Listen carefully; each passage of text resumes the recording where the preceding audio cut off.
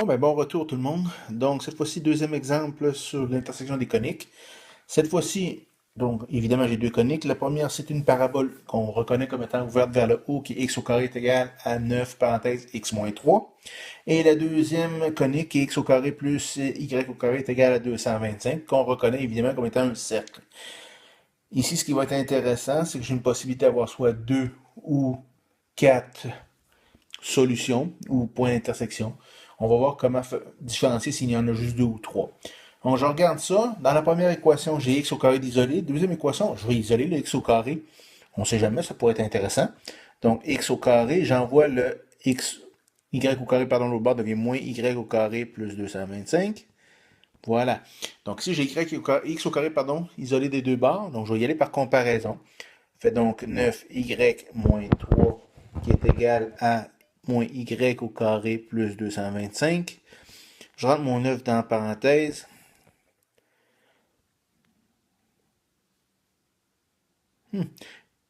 Est égal à moins y au carré plus 225. Je vais envoyer tout du même bord. Comme ça, ici, je remarque que c'est une équation de degré 2. Donc, ça va me donner y au carré plus 9y moins 252 qui est égal à 0. Qu'est-ce que j'ai ici? Bah, c'est une équation de degré 2, forme générale, donc égale à 0. Donc, je vais y aller par la bête. Et oui, que du plaisir. Donc, ça va me donner, ici, c'est pas les x en passant, c'est la variable que je cherche, c'est les y. Donc, y est égal à moins b, moins 9, plus ou moins racine carrée de 9 au carré, moins 4 fois 1, qui est 1, multiplié par moins 252, qui est le c, sur 2 fois 1, qui est 2. Donc, là, je vais vous économiser une partie du calcul. À un moment donné, la pitonnette va très bien faire pour vous, si vous ne vous trompez pas, évidemment. Donc, je vais me ramasser avec moins 9 plus ou moins racine carrée de, moins 9 plus ou moins 33 sur 2. Y1 est donc égal à 12 et Y2 va être égal à moins 21. Ici, attention, on voit bien que c'est des coordonnées en Y que j'ai obtenues ici.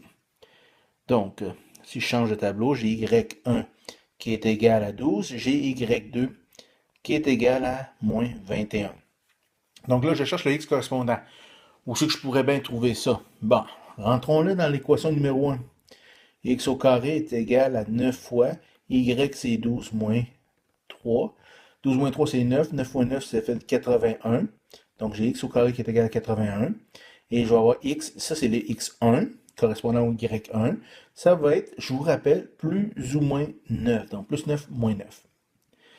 Et si je fais pour le Y2, donc ça va me donner X au carré est égal à 9, moins 21, moins 3. Un petit calcul rapide, ça va me donner x au carré qui est égal à moins 216. Et puis là, évidemment, ça bloque. Vous comprenez bien, vous vous souvenez qu'un nombre au carré ne peut pas être négatif. Donc, c'est pour ça que j'ai pas 4 points d'intersection, mais bien seulement 2.